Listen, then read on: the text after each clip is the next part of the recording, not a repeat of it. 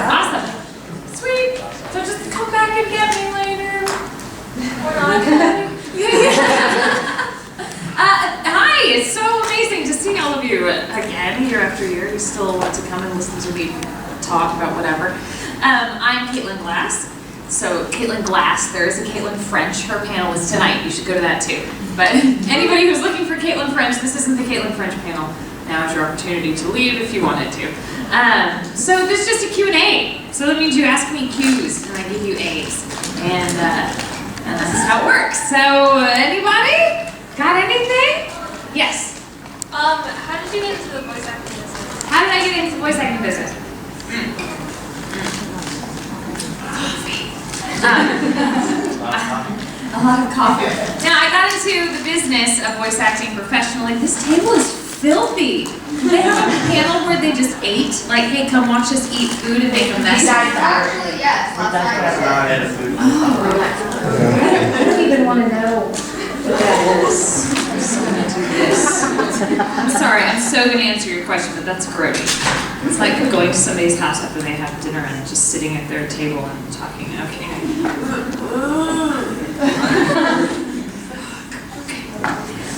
So I have been voice acting for, this is my 12th year. Is that amazing? Totally is. And before that though, I've been acting almost like my whole life, it seems.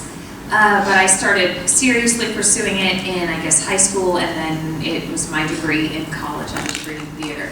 So I was already an actor. I want to put that out there to anybody that thinks, I want to be a voice actor. Well, go be an actor first and make sure that that's what you want.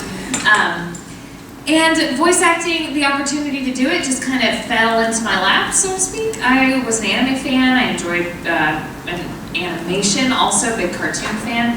And a friend of mine is now the head of engineering, sound engineering at Funimation. And at the time, he had been working for the company for maybe 6 months or something like that. And he said, come on down and I'll take you on a tour. And so we did, and on the tour, I met a director who gave me an audition on the spot. I was not expecting to go in and audition, but it happened. And when I came out of the booth, they said that I could work there. And that's how that went down. A few days later, I showed up and did some recording on Case Closed. And then after that, I was just sort of part of the talent pool. So I didn't automatically have a job all the time. It meant that anytime a new show rolled around, I would get to audition for it, and I'd have to compete for my roles just like anybody else. But that was in January of 2004, and here we are still. So that's how I got started. Yay! What else have you got for me? Yes, in the very back with a beautiful wig. Unless that's your real hair, then with the beautiful hair. Yeah, that'd be awesome for us. What's your favorite role that you've played? My favorite role that I played, that answer kind of changes depending on my mood. It's really hard to choose because my job is so fun and I love all of my characters like children. You know, if you have kids, it's hard to pick your favorite kid. You can't really. I mean, maybe you can. Some of my friends with kids say you totally can. Like, that's awful. But definitely, I have a special place in my heart for Haruhi from Ouran. Yeah. And then Winry from Full Metal Alchemist, of course. Because I've played her for so long.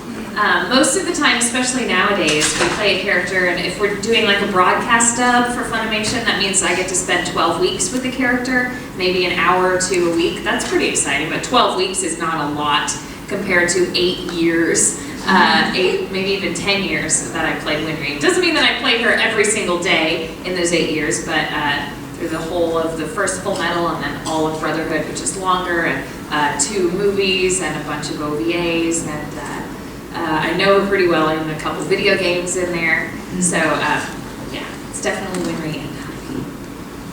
Thank you for your question. Yes, right here. Me? Yes. Oh, has there ever been a role that you've played or like a scene that you've done that's actually like moved you to tears or made you cry or anything like that? All the time. All the time? All the time. Yeah, as I mentioned, I love animation, and I think it has tremendous power over its audience, not over its audience, but to influence their emotions in a wonderful way, and it's been that way for me since I was a kid. So it's very easy for me as a character to be moved to tears. So whenever Winry's crying, Caitlin's crying. Pretty much anytime any of my characters are crying, I'm actually crying, which is crazy because I don't have to. It's just my voice. I could just fake it. And not fake it, but I could make the sounds of crying and it would work just fine. But something about just the image of them. You know, I have something that to see, and then with the music that's included and the other actors' voices that are there, if they are, I cry like all the time. Most recently, and you guys haven't heard it yet because the game hasn't come out yet, but I'm in a really rad game called Tales of Zestiria. Any Tales fans in the room? Yay! I mean, maybe you've seen it because like you've seen the Japanese one, but I play Rose in that game, and it comes out maybe Christmas, maybe winter. So that could be late in the year. That's good because that would be a year ago. I recorded it last October, and there's a scene. I won't spoil anything, but like Rose ends up crying. It's a very moving thing. And Wendy Lee, fabulous voice actress Wendy Lee, was the director, and she stopped me. She goes, "Are you crying?" I said, "Yes, I'm sorry. I can't help it. It's really." They're like, "Whoa!" They thought that I was doing it like to impress them. You know, this Texas actor comes in. I got to show the LA people that that's Texas. I'm like, "No, it just kind of happens. I'm sorry. I can't help it. I mean, it's beautiful. The animation is gorgeous, and there's this music, and there's this moment, and it happens all the time. I cry in the booth like all the time. It's great. It's cathartic." People who haven't asked them. It's cool to have repeats at the end, but here with the headband. I saw that you were the ADR director for both Ouran and Full Metal. What was it like being the director of two of the most popular anime shows? It was pretty awesome. Working on Ouran is my favorite thing to date, though the show that I'm currently directing, I'm directing many, but the show that I'm directing that I can actually talk about, Show by Rock, is probably also there as maybe my number 2 thing to work on. It's interesting that you mentioned Ouran and Full Metal as being two of like the most popular anime out there. There are many in the most popular category. But with Ouran, I knew that it was popular in Japan, and I knew that I had a small circle of friends that were really into it. This was back in like 2007. But it hadn't exploded here at the convention scene really until the dub came out. So then I don't think I really knew what it was that I had. I knew that it was special and that I was going to make it as special in English as it was to me in Japanese. And that was my goal. And I think that because that was my goal, it was just everyone adores it. But with Full Metal, it was different because I knew that it was already a phenomenon here. It had been when it was in Japanese, it was when it was in English the first time. So there's a lot riding on do a good job on Brotherhood. I'm like, oh, I'm so scared.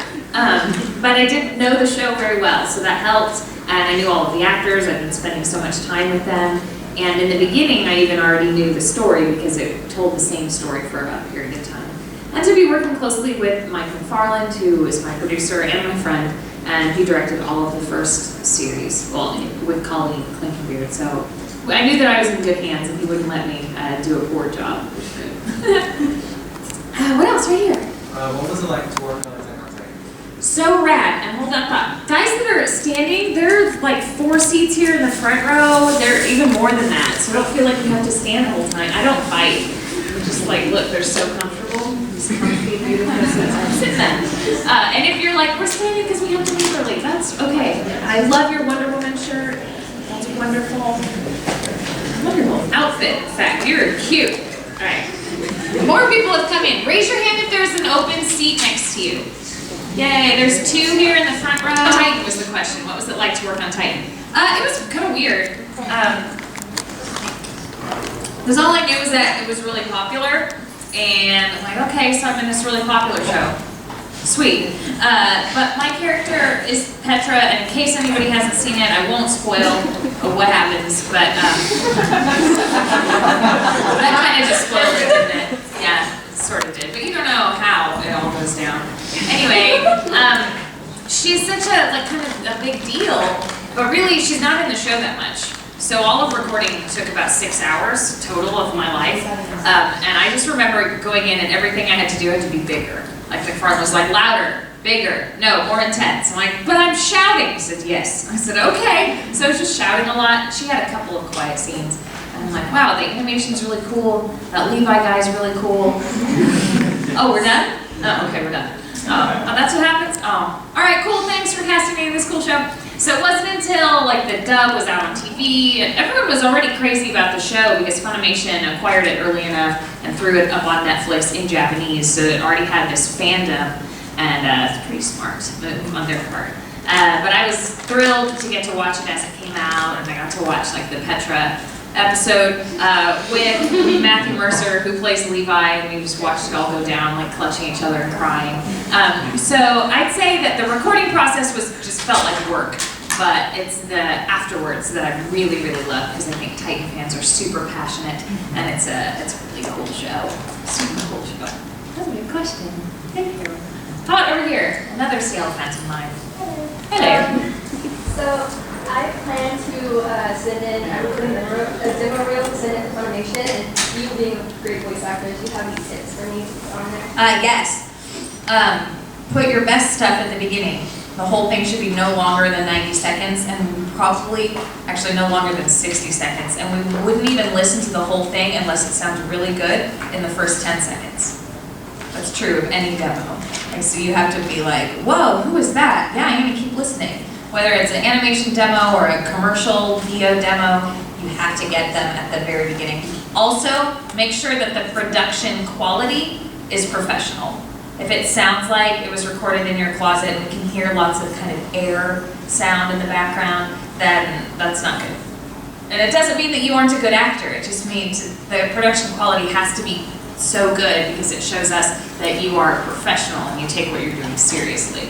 So, there you go. You could be like, but I have all of the recording equipment. You should still probably go and have it made by somebody who can engineer it for you and make sure you sound your best and that the whole thing sounds its best. Otherwise, don't take this the wrong way. It's just like, oh, it's just a fan who wants to be a voice actor. We don't want that. We want actors who want to be actors. Actors who are actors who are looking for work. That's what we want. Not somebody seeking to become anime famous. Because like, it's totally cool, I'm here with all you guys, and it's awesome, and I've been doing it for 12 years. But at the end of the day, I'm still an actor, and I still have to bust my butt to pay my bills and everything. And this is just a tiny little sliver of the whole world of acting. Anyway, but best of luck to you. I'm hard too. Like, people don't ask me questions like that and expect me to be like, la la la la la la la la la. I'm super realistic about it, because I think that people need that more than they need folks to just tell them, you can do it, yay! So I'm totally your cheerleader, just know you gotta work hard. It's a hard business. Cool? Nice to know you're my cheerleader. Yes. What else you got? Right here. So one of your parts that I really enjoyed that you play is a Fringe for Fractal. And that's an 11 episode run. So how would you compare, it's like a lot of characterization and plot going on in a very small, compact period of time. How would you compare that to, say, working on something like Brotherhood that ran for 5,000 episodes? Is it extra challenging, or is it? I think who's seen this show she's talking about called Fractal? Oh, it's so good. Oh, guys, you need to. And it's short, so it's not a big commitment. Beautiful, like Miyazaki style animation, like on par with Miyazaki, and how clean and gorgeous it is.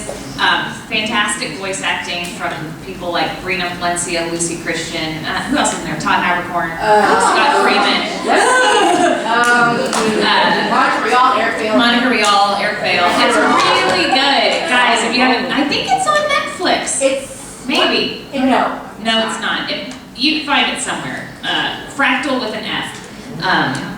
And I play this character Friend, and so she's saying, what's it like being in something that's so short but so involved? Yeah. I think what helps with the story of Fractal is that everything in it happens in essentially real time. You know, Brotherhood spans years, and that's why I like Brotherhood versus the original Full Metal, which has its own charm, but in Brotherhood you kind of feel more the scope, the length of the story, how long it lasts. But the story of Fractal doesn't take very long to tell, and I think that's why it can be so compressed into just 11 episodes. So what's great about it is that lots of stuff is happening every episode. There isn't any filler. Yeah, I loved it. That's one of my favorite roles ever. Talking about crying. There's some crying involved. Yeah, there's a part where my character isn't really crying, but I wanted to cry, and I was having to hold it in because of the moment at the end, you know. I know exactly what you're talking about. You gotta see Fractal. Seriously, some of the best work by Brina I've ever heard too.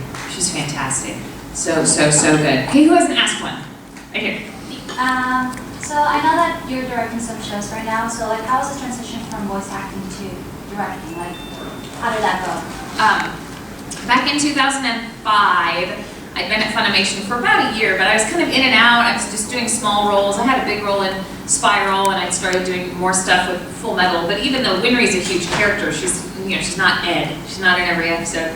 And I just wanted a way to do more for the company and with the company because it was becoming like my family, like my community. And having a theater degree and having directed some in college, I wondered if maybe I couldn't direct and if they even needed more directors. So I asked my friend Nathaniel, the one who gave me the tour, what to do, and he said that I would just need to go talk to Justin Cook. And I was really nervous about that because he's Justin Cook. I'm like, he's the big producer, I can't do it. Even though he's a total hippie and like a super awesome guy, fabulous voice acting. But I'm like, but it's Yusuke Urameshi, I can't just walk in. So I was nervous, and one day Vic was up to work on Full Metal, and I was kind of telling him how I wanted to pursue directing, but was nervous about talking to Justin. Then Justin walks by us in the break room. He's like, hey guys, how's it going? Vic, how are you? He's like, I'm good. Hey Justin, do you have a minute? And Justin says, for you, Vic? Sure. And he goes, oh, it's not for me. Caitlin needs to talk to you. You! So I'm going, sure, come on back. I'm like, oh yeah. So now I had to do it. And I go back there. And Justin's response when I said that I think that I would maybe like to try this directing thing. Do you think that I could? He's like, yeah, you can do it. That was it. He said, sure. You want to try that? All right.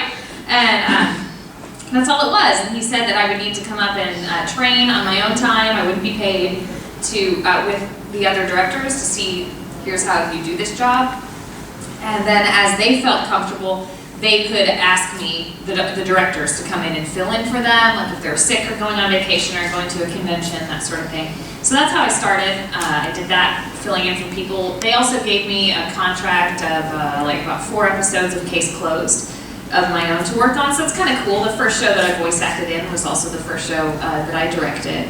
And for about, I guess a year, maybe more, I did some Case Closed and I helped out on other people's shows. And then in 2007, I got my own show of my own, which is called Suzuka. It's my first full-length directed by me show. It was a really fun show. Also the first lead for everyone's favorite, apparently, Todd Haberkorn. Why is my phone ringing? Who's calling me? I bet it's my husband and he wants me to buy him records. No, it's not. I'm so sorry, you guys. I should have been off. So I directed Suzuka. That was my first big show, and then I was part of the original crew of 4 or 5 of us working on One Piece when Funimation got it as a director, and I came after that. I helped out on Megimon, helped out on a lot of things, but the progression was actually Suzuka and One Piece, and then Oron. It was like that. It was that big of a jump. Like, okay, you did that show. Here's this big deal. Like, ah! So that's how that worked. What else you got? How about in the back? Have you ever had the we'll get both of you. Oh, sorry. It's okay. Go ahead. Have you ever had the opportunity to meet any of your Japanese counterparts? I have not. I have not met. I would love to. I'd love to meet any of them. I've met other Japanese voice actors, but never for any of my characters. Okay, want to know Hime. I want to know, like, you've worked with Vic a lot. What's it like to work with him? He's my good friend, so it's great. He's easy to work with. He's very professional. He wants to sound good. You probably want some goofy, crazy story, like, tell us a story, senpai. But I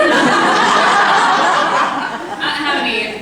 It's work. Yeah, that's my job. So it's hard for me to just be like, oh, this one day, this thing happened. Because we're buddies. But still, we're both very serious about what we do, so he can come in, and when he's in the booth, we're working. And he's very professional. I don't know how else to put it. He's a very talented, professional guy. That's all I got. How about this side of the room? You next to the pole. Does acting ever start to feel like work in a bad way, if that makes any sense? That's a great question. Does acting start to feel like work in a bad way? Not when you're actually doing it.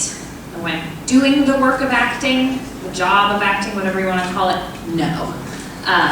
When it can start to feel like work is probably has more to do with the scheduling of stuff, the timing of things. Now we've got these broadcast dubs going on. But I'm a director and I'm an employed director, so like I'm there every day regardless, and the voice acting is kind of like a treat that I get to do. Like, oh, I get to stop directing for a minute and go get in the booth, whether it's my booth or someone else's booth for a different show.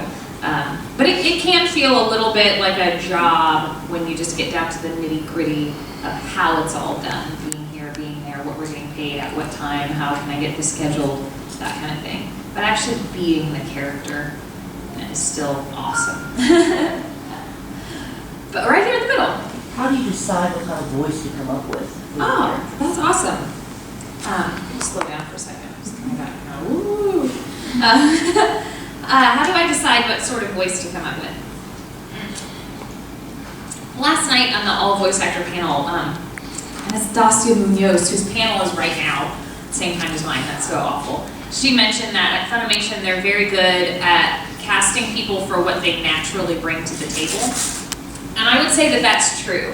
A lot of what sets, I believe, Funimation's dubs apart from other folks is unless the show calls for it and it's very cartoony, like say a One Piece or a Dragon Ball or Fairy Tale kind of thing, the voices are very true to life.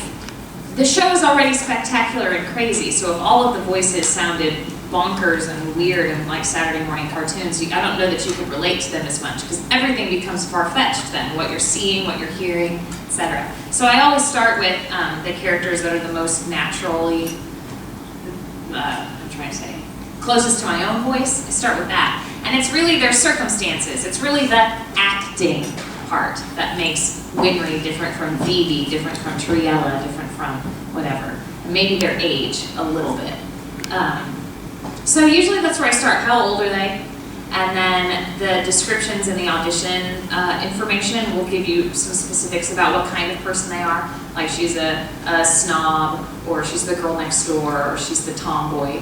And those kinds of, that information just informs my decision about the acting side of things. Yeah, that's it. I hope that answers. Yes, sir. What's your favorite Ghibli film? Oh my gosh. Probably Spirited Away. I love Spirited Away. There's so much going on. It's so beautiful. There are lots that I love for other reasons though. Like, I also love Ponyo. It's a little bit heavy-handed on the environmental type side of things, but the relationship to the Little Mermaid, which is a great story that I love, that's it. So I love Ponyo. Not so much the dub. I actually saw it dubbed in, did I watch it in Japanese or did I watch it in Spanish? Well, I was in Spain at the time, living there, and they had a movie night at the park that we lived across from. And like in the summer, every Thursday or something, you'd go and they'd have a movie showing it on the big screen at this amphitheater. And it was Ponyo one night. I'm like, sweet, I haven't seen Ponyo yet. I've been in Spain the whole time. And it was either in Japanese and I had to read the Spanish subtitles, or it was dubbed into Spanish. But either way, I still loved it because I couldn't know what was going on, so it was cool. I think it's really pretty and sweet little story. So Spirited Away first, and maybe Ponyo. Back row with the glasses. Thank you. Can you talk a little bit about doing voice acting in a video game versus an anime, and are there things that you prefer or dislike about either one versus the other? Yeah. So I've done some things in a few video games. Most of the video games I've done have been very similar to working in anime because they come from Japan first. So like we're in an anime, things are written precisely with what's called the time code to match where the flaps start, and the length of the line is exactly written to match the animated mouth. In games that come from Japan, if there are cut scenes, you stop playing and watch some activity going on, the characters talk to each other, they sometimes they're able to reanimate the mouths, like a game I just did that I can't tell you, not Tales, a different game. They're like, yeah, we're gonna reanimate the mouths, so you just get to act out these lines as long as it would take you to say them naturally. I'm like, oh my gosh, how wonderful. Otherwise, you're having to match the CGI animation that's already there, and they're not gonna replace it, and that's kind of hard. What else? We have to match like the length of the file itself, like the audio file in the program. So when I work on something like Street Fighter and you think, well, that's a really big deal game, surely you can just do whatever you want. No, they record it first in Japan. It'd be so cool if they let us record it first, but I guess the property comes from there from forever ago. So they start it, then we get it, and with all of their voice files. And so I know on my page, it's like Cammy, and she's gonna say these things. And maybe there are 10 different lines that are related to one another. Like all of these are receiving damage sounds or lines. Like, okay, so then I'll listen, and the Japanese actress goes, and then I do it. She goes, I do it. She goes, I do it for about 10 takes. And I sit down, and they sit there and see which ones line up and which ones don't. Which ones are too long or too short, and then I'll come back in and redo the ones that need to be fixed. So it's not as glamorous as I would like. But I have got to do one major game in particular that hasn't come out yet, but I'm so excited because I can talk about it. And it's a game called Battleborn by the folks at Gearbox who brought you Borderlands. So Battleborn is so awesome, you guys have no idea. And if you don't know what it is, please look it up, because now they're starting to have lots of gameplay videos and things you can check out. It comes out February 9th. And I play a really rad character named Thorn. There are 25 playable characters in this game, and what's fantastic is about a third, maybe more, of those are actually female characters. So in this time when there's all this fuss about it's too hard to make female characters, or hard to animate, it's like the folks at Gearbox are like, whatever, here's a bunch of them, and they're all cool. So I play one of them named Thorn, and I've been working on this game since its development. So for about 2 years. I auditioned only for that role. That's the Chris Sabat called me in and said, do this for them. They need this kind of thing, and I told them that you can do it. I'm like, oh, okay.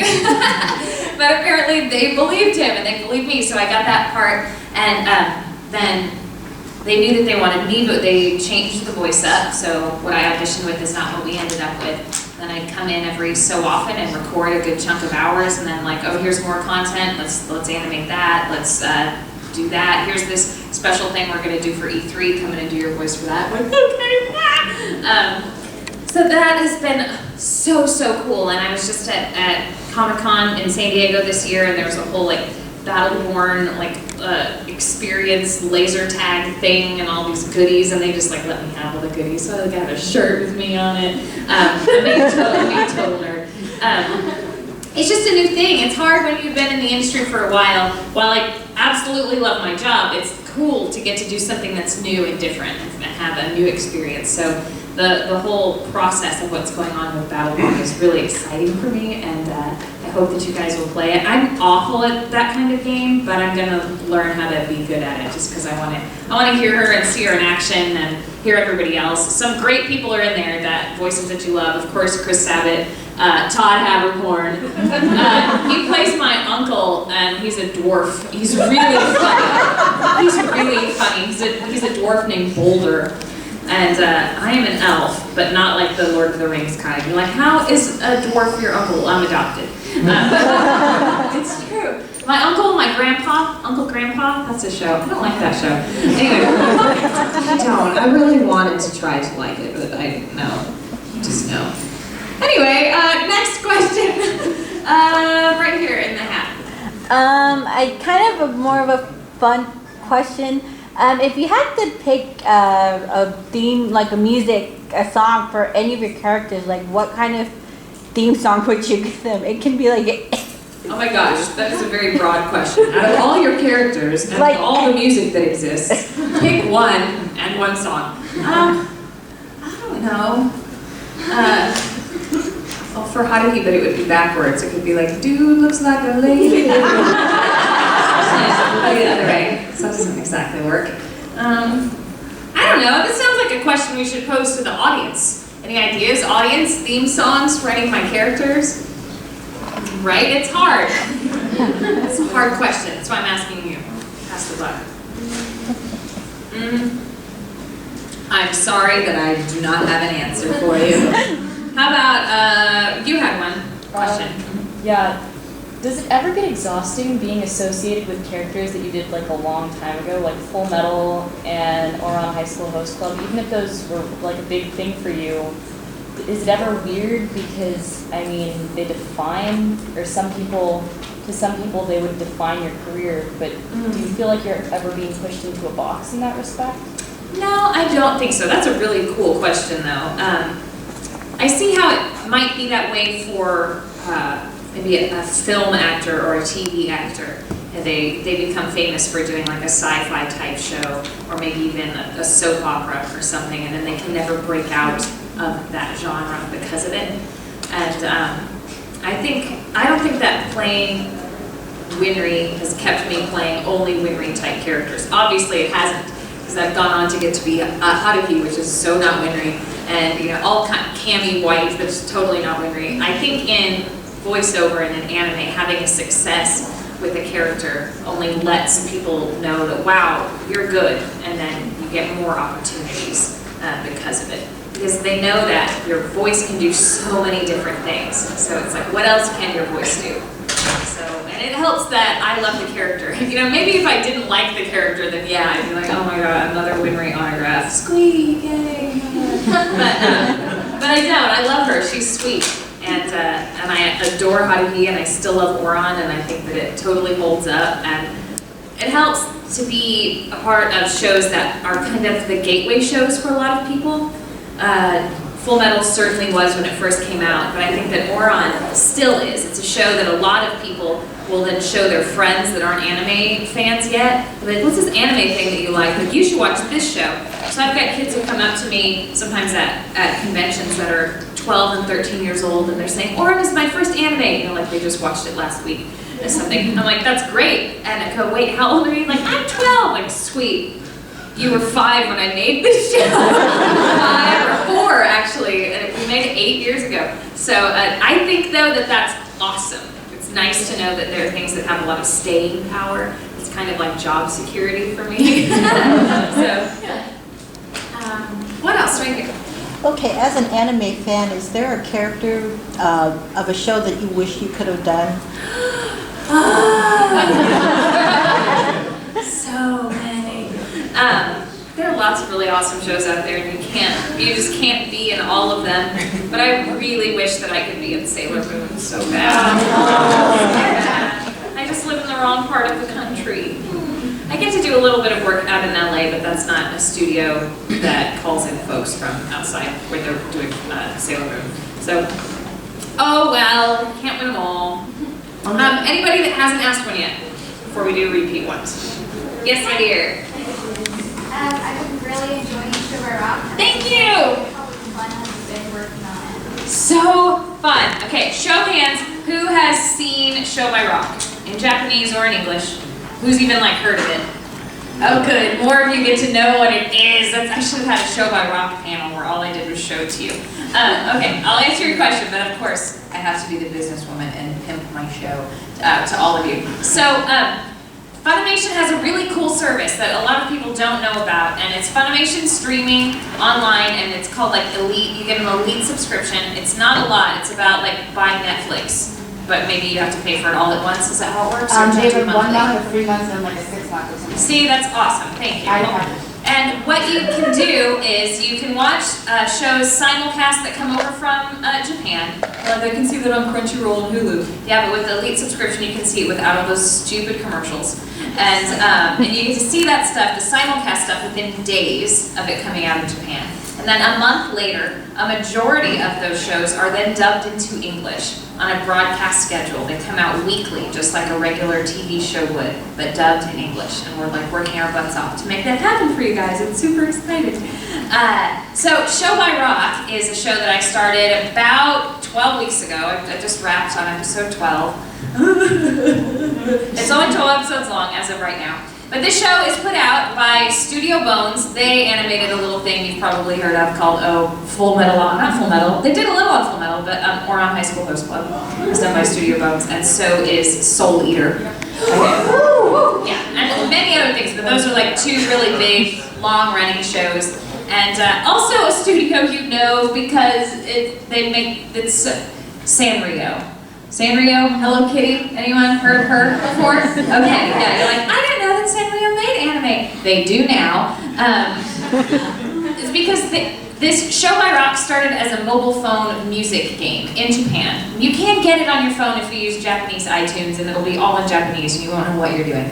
But anyway, so it's this big phenomenon since like 2012 or so, and they said, this is so popular, let's make it into a show. And you're like, oh, that sounds like a bad idea. No, it's a great idea. Like, it's really great. They came up with an awesome story for it, and so it's about a girl who really loves music, but she's a little bit shy. She's too shy to join her music club at school. She's playing this music game on her phone and gets pulled into the world of the game, so to speak. And now she finds that she has cat ears and a tail, and she gets pulled into a band. Now she's part of a band, and she fights monsters, and it's hilarious, and it's beautiful to look at. And there's music, like every single episode, there's a concert going on of some kind. And there's really awesome 3D CGI animation too. And I know what you're thinking. You're like, sometimes that stuff is so cheesy in an anime. But this is not. These people have money. This is Studio Bones and Sanrio we're talking about. So this is like film quality animation. And it's so good. Like, you're not explaining it very well. It's like comedic and sweet. If you like cute things, it's awesome. If you like music, it's awesome. If you like comedy, it's awesome. I don't know what else to tell you. Of course I'm putting it out because I directed it and I'm in it. But I promise that you'll like it. If you like Ouran, you'll like it. If you like music, you'll like it. And everybody that's in the show can sing, and which is pretty rad. So right now, we are going to dub all of the music in it. So if you've been watching it, anything that you hear in Japanese now will be in English when it's released on DVD. The reason it's not done right now is because when you're working on this broadcast type schedule, the materials you receive are limited because of the time. So if we were able to, we dubbed it, but if not, we didn't yet. So it's kind of exciting for everyone that's like, oh, but it's over. Yeah, but buy the DVD and you get more cool stuff. So the cast are Bryn April, who knows Bryn from stuff, Bryn's in lots of stuff.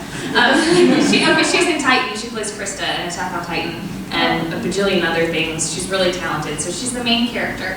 Also in the show, me, Alexis Tipton, Monica Rial, Vic Mignogna, Micah Solasad, Chris Sabat singing, Mike McFarlane singing, Jerry Jewell singing, Eve Sinclair singing. Okay, like, what else do you want from me? Sunny Strait is in there, Rachel Robinson. It's so good. I promise it. You'll love it. I wonder, I don't have any way to show it to you guys. I didn't bring like my computer, or I would totally like hook it up and be like, watch this right now. We're gonna stop the panel and watch Show My Rock. Who knows? Maybe I can make it happen later in the day. So I've loved working on it. Like every minute. I'm just blown away, and every time I would wrap a character on episode 12, I'd be like, I'm so sad that it's over, but thank you for being on my show.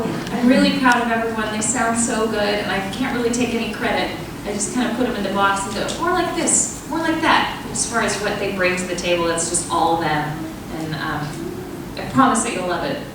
Someone ask me something else, or I'll just keep gushing about it the rest of the time. Yes?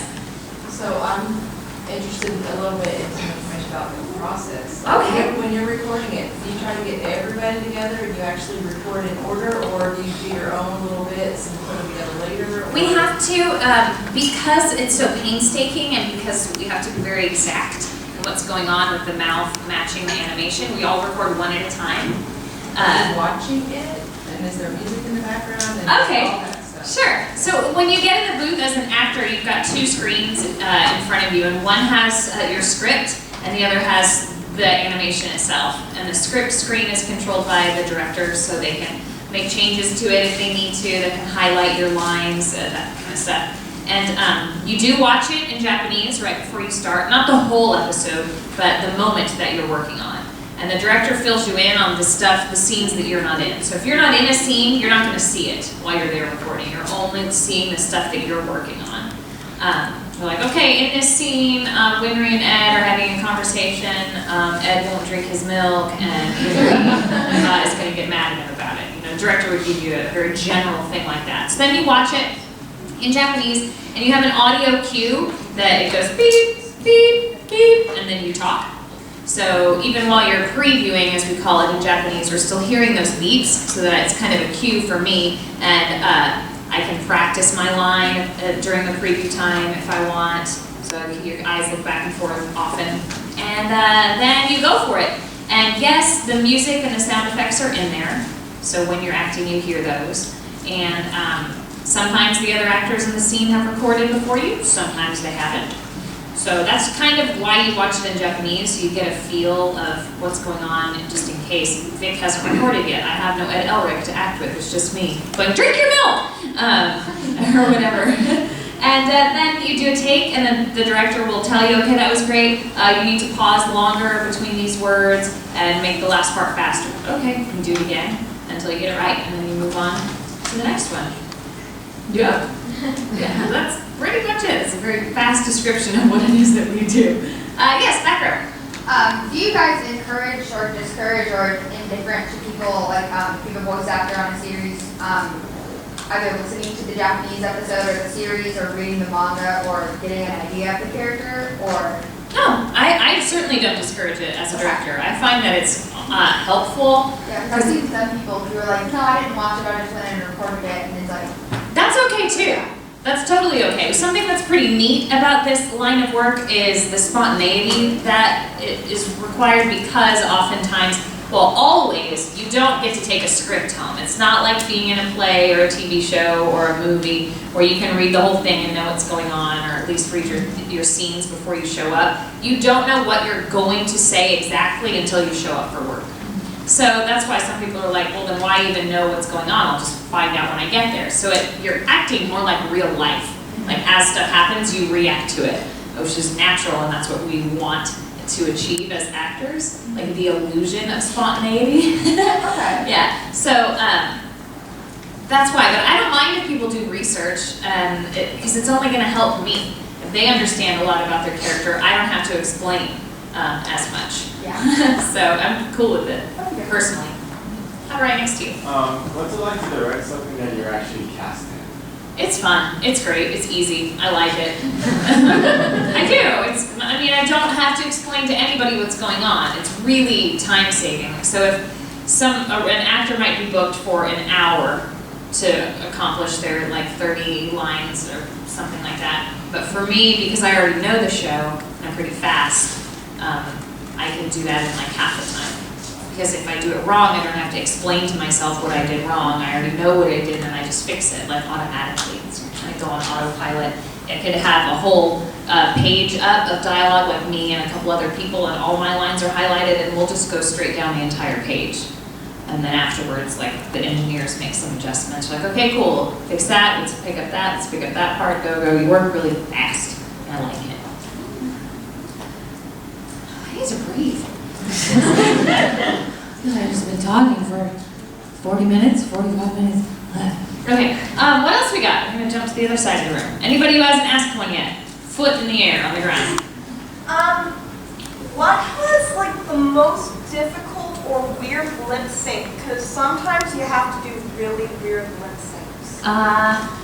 That's really hard to ask me if I can remember a particular time when there's a weird lip sync, because there's one in like every episode or every show that I've been in, which is a lot of shows in the last 12 years.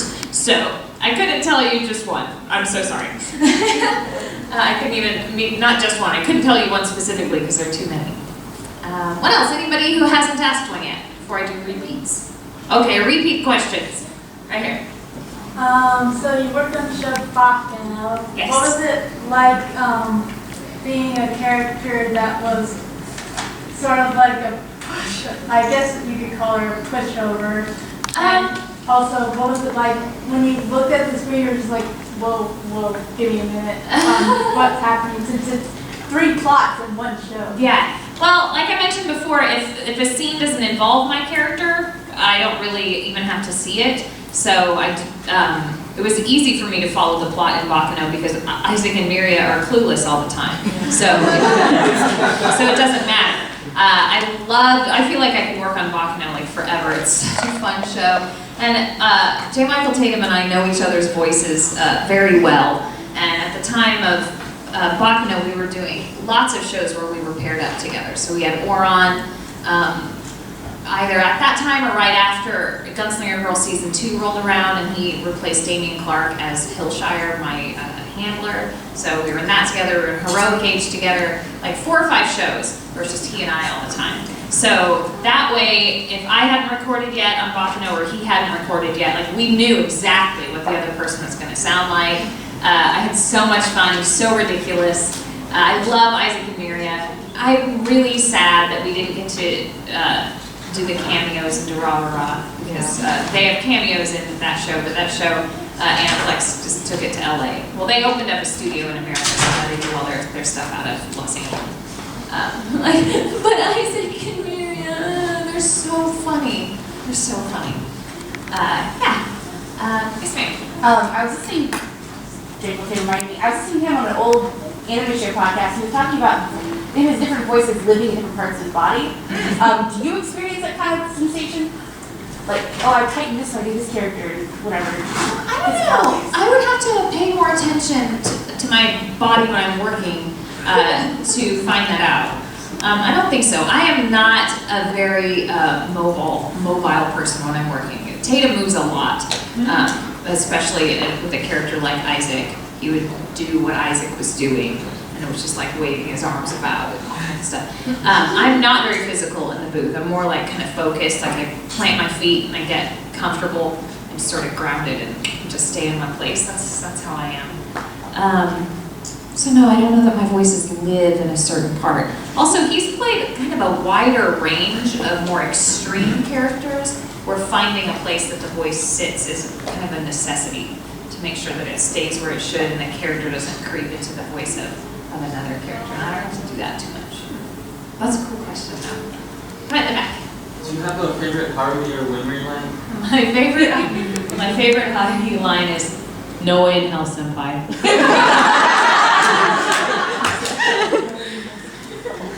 That's just so perfectly her. And my favorite Winry line is, "It's one of those new refrigerated trucks." That's very random. You asked. And that's my favorite line. That's from the first Full Metals, from like the Bury the Chopper episode. Yeah. It's just like Winry at that point. She's like 12 or 13. She's going to Central to visit Ed, and there's a new refrigerated truck, and she's enamored with it. Like, that is so cute. That's my favorite line. Right here. What are your thoughts on people that do a bridge series on YouTube? Because I know that Bridge on Titan recently got canceled for copyright issues. Oh, bummer, I haven't got to see it yet. I heard it's really funny. The Abridged Titan. I know those guys. I know those Team 4-Star, the Abridgers. I know those guys. They're a riot, and I think that it's pretty cool that they found their little niche in the world. And what they do well. I think if they didn't do it well, then I would be more irritated. I have a voice actor friend who's not Funimation, who's elsewhere, and he's really not a fan of that. Because he played, I'm not going to mention who or what character, but he played like a long-running character. It's not related to Dragon Ball though, so don't start going, "It's Chris Abbott." It's not. He loves those guys too. It's somebody else. And for him, one of the shows in particular means a lot to him as an actor. And he kind of took it, I don't know if he took it personally.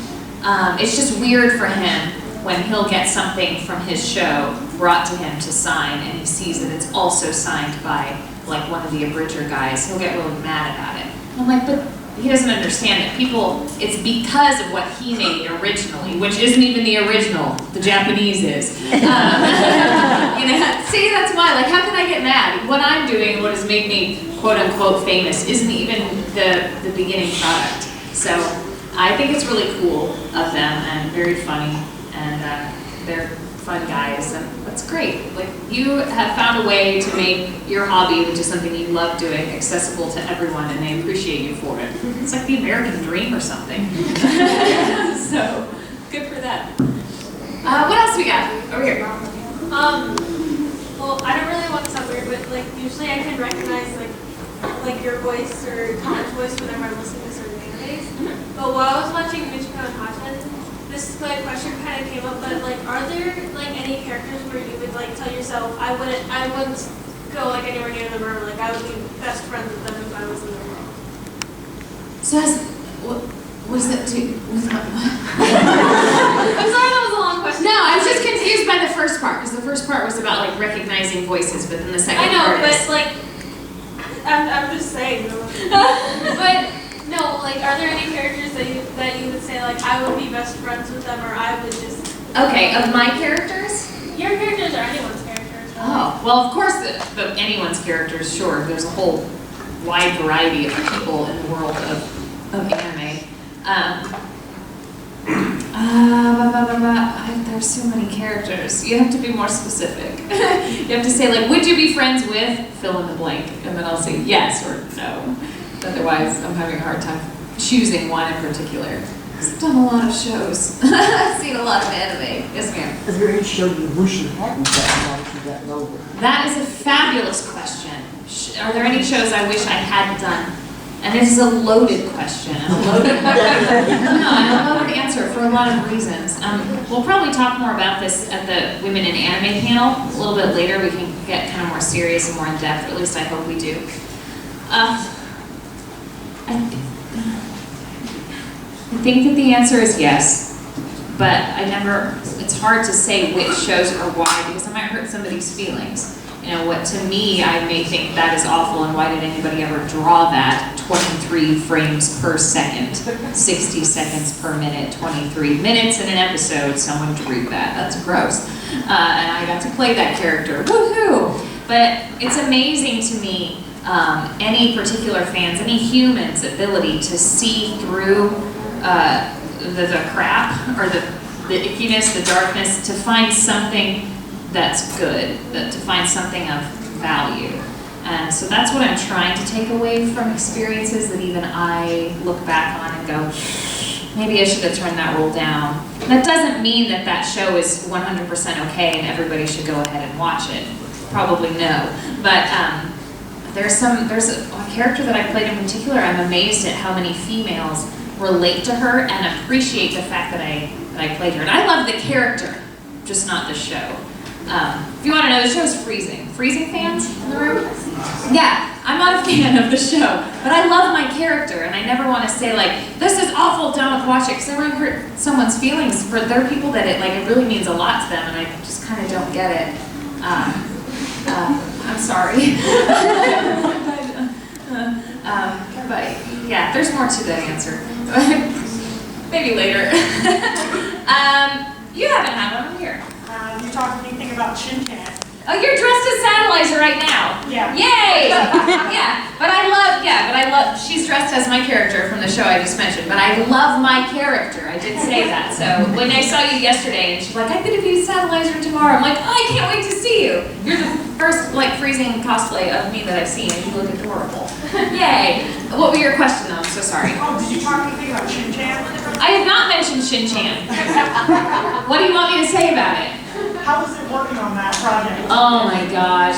When you get called in to work on Shin-Chan, you just know that you're going to laugh a lot when you get in there. And I also kind of go, what am I going to have to say today? Because Shin-Chan is just no holds barred. Like anything goes. They're kind of like, let's push the envelope. Let's keep pushing it. 5 minutes. So I loved working on that show though, especially because vocally it's just my voice. It's this. It's exactly what you're hearing. Like with Caitlin or a teacher. And that's great.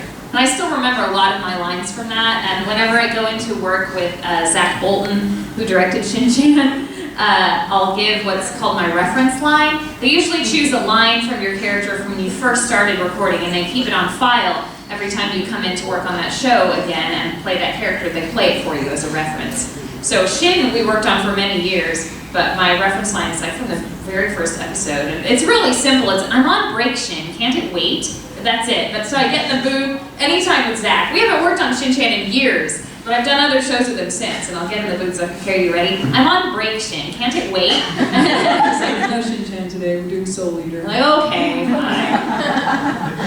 What a great show. I love Shin-Chan. Good times. What else we got? Just say I have 5 minutes. Ask me like quick, easy questions right here. Yes. Are you ever annoyed by chippers? Like, yes. That's the quick answer. You have one back here? No, where'd it go? Right here. Kind of a quick question in regards to voicing Diane. How did you go about the tone? Because she's very like kind of I just smooth. watched her. I had to audition, and the Japanese made the decisions. Lucky for me, I know someone at the Pokemon Company, but I don't know that he did the deciding. I also had to do a callback audition, and I didn't get to do it in person because Pokemon's done in New York. So I was sent everything. I did it myself, and they gave me some direction, like make her like this, make her like that, make her more like Princess Bubblegum. I'm like, sweet, I watch Adventure Time, so great.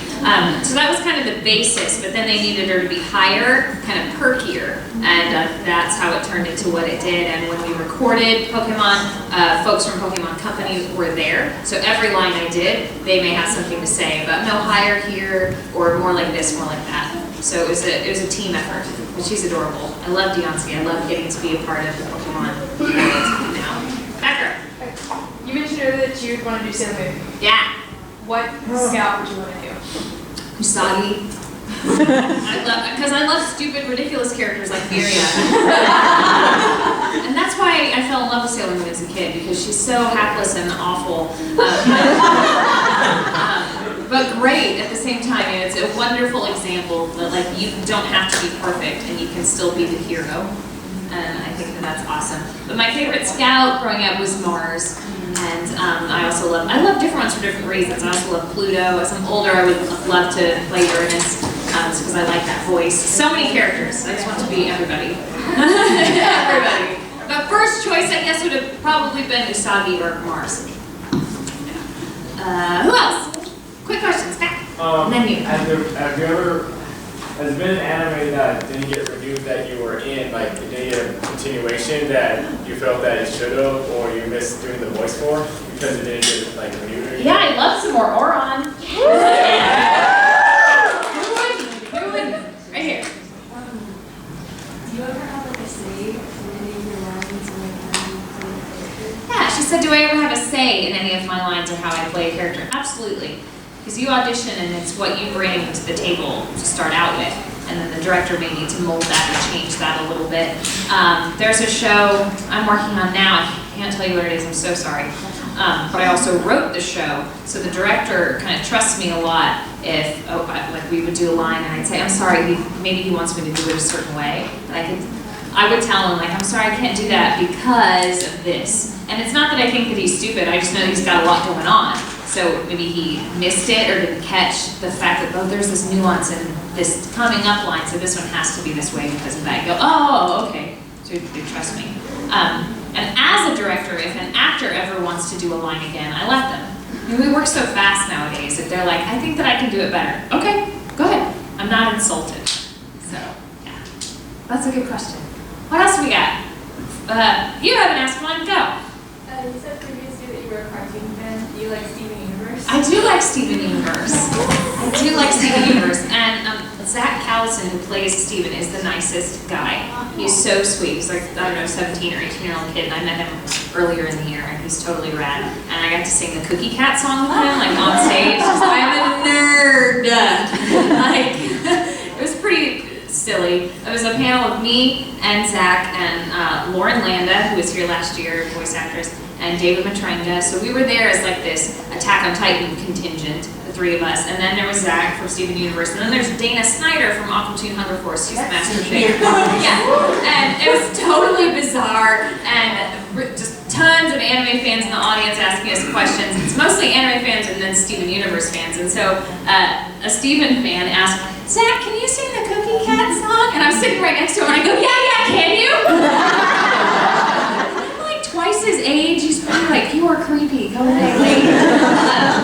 No, then he's saying the rap, but I got to chime in on the cookie cat part because they didn't want me to sing it. They wanted Zach to sing it. So anyway, yes, I like Steven Universe a lot. Back row, Blue Wing. Which gym would you like to voice? I don't want to voice any of them. I like the voices that they have. Though I think that Tasha, who's here, Anastasia, I'm sorry, I call her Tasha, don't call her that, Anastasia, would make a great Pearl. In fact, in my head, that's who it is. Like when I watch the show, I just think, that's not that person, that's Anastasia. But I like Amethyst. She's just messy and ridiculous. And just like, who else? Theo, you're my last one. If you're voicing an American character on a cartoon show, what would? From like an American cartoon? Yeah, from like Fairly Odd Parents or Adventure Time or something. I love Fairly Odd Parents! It's a great show! No, I'm not her. I'm not her. I could just do that voice. That's like the one impression that I could do. I wish that I could be in like my favorite cartoons from when I was a kid, which is Animaniacs. Yeah, but right now, okay. Seriously, I know I have to shut up, Kayla. You guys got me going now on American cartoons. My husband and I are huge Teen Titans Go fans. Huge. Everyone's like, Teen Titans? Oh, she said go. She's awful. Sacrilege. It's not supposed to be like the other show. It's supposed to be your favorite characters doing goofy things. And they do it so well. And I love all of them. And Cyborg is my husband.